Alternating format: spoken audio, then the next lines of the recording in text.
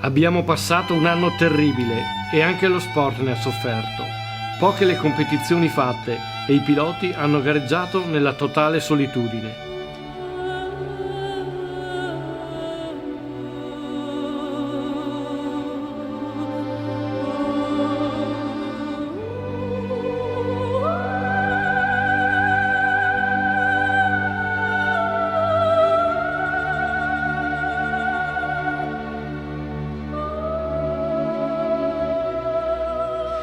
Dobbiamo continuare a combattere questo virus e solo rispettando le regole